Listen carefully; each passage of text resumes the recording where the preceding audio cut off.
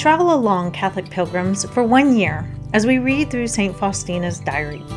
Join me, Amy Thomas, each day for a short reading out of the diary which brought us a deeper understanding of Christ's divine mercy. Welcome, welcome, Catholic pilgrims. We are here for day 14 of reading through St. Faustina's diary.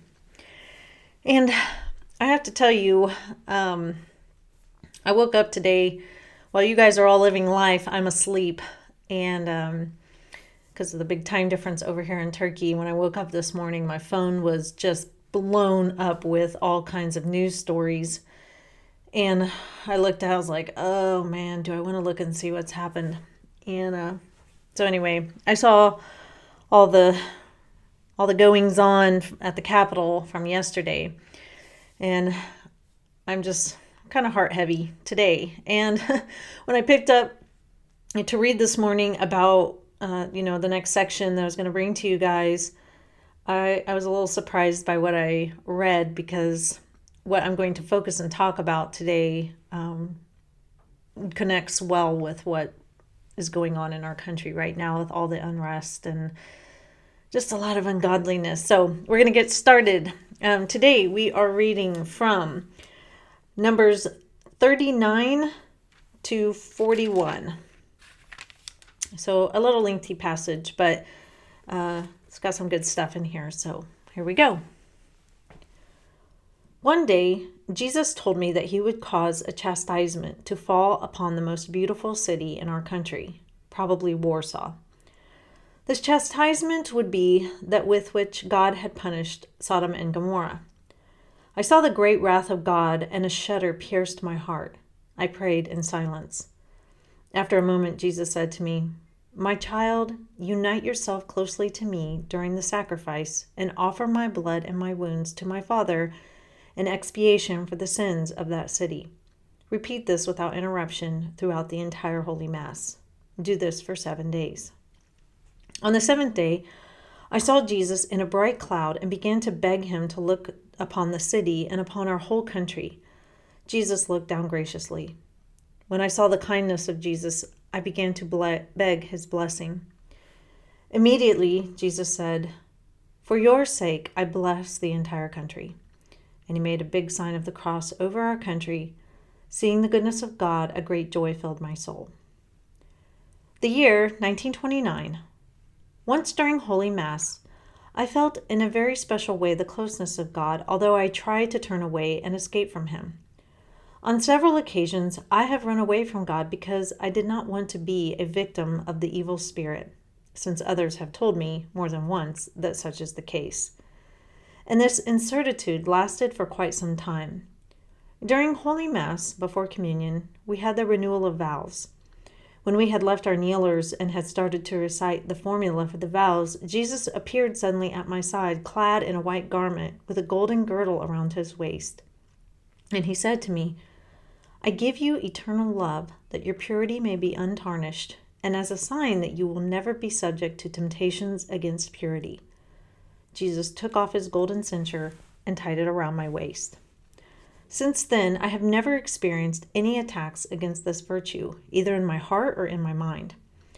I later understood that this was one of the greatest graces which the Most Holy Virgin Mary had obtained for me, as for many years I had been asking this grace of her. Since that time, I have experienced an increasing devotion to the Mother of God. She has taught me how to love God interiorly, and also how to carry out his holy will in all things. O Mary, you are joy, because through you, God descended to earth and into my heart. On one occasion, I saw a servant of God in the immediate danger of committing mortal sin.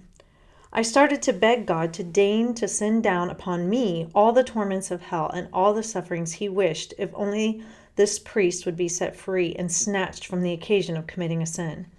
Jesus heard my prayer, and that very instant, I felt a crown of thorns on my head. The thorns penetrated my head with great force right into my brain.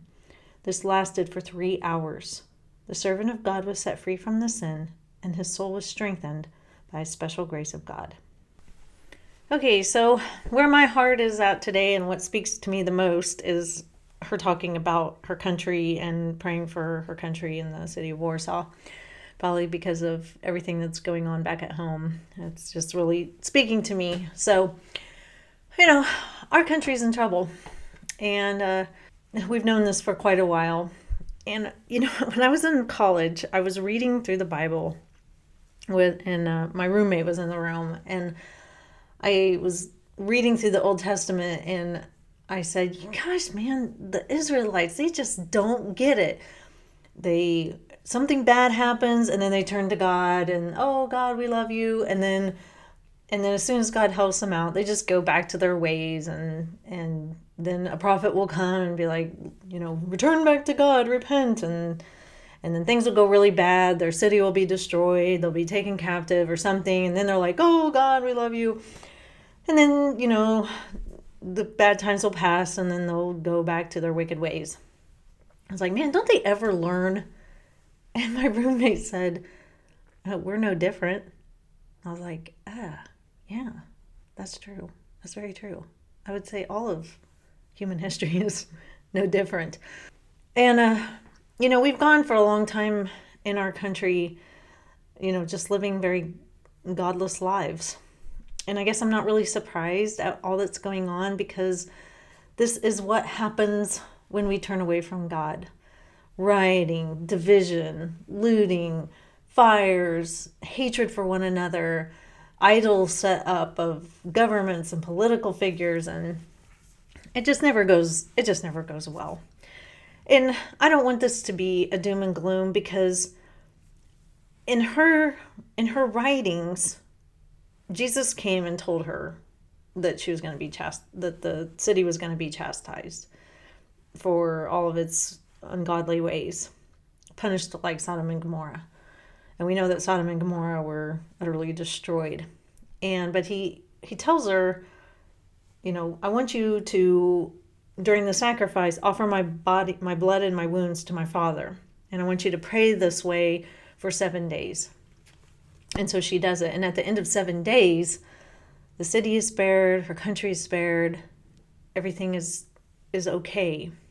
And this is what we have to do for our country.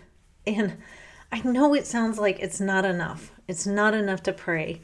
But we have to turn our hearts back to God.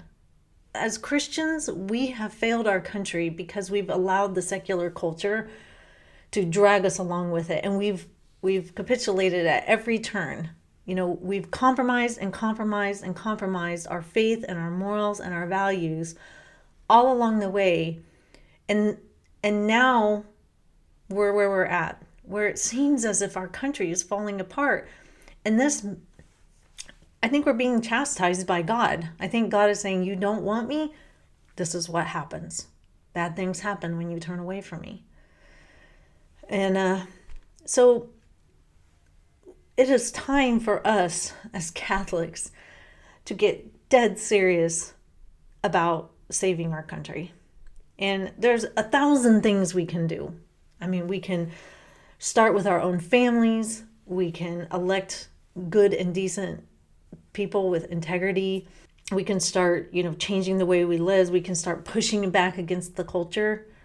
But the biggest thing that we can do is get ourselves to Mass.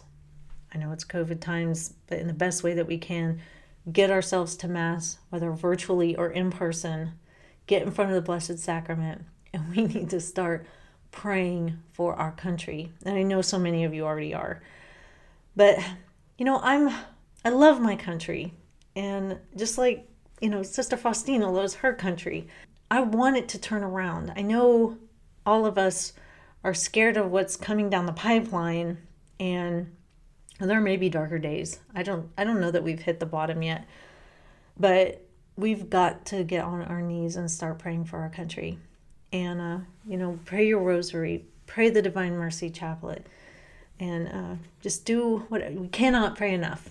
We cannot, and we need to repent of how lax we've been and how we haven't fought hard enough for our faith and morals, because honestly, I think a lot of us have been scared because we've been attacked for being too religious or too spiritual or too Catholic or whatever. and we just need to not worry about that anymore. It's time to not worry about that anymore. We need to pray for the grace of courage. So the good news is that the prayer does work. It does work. And we see here her prayers end up saving her country. And I think that's the great hope. God is listening.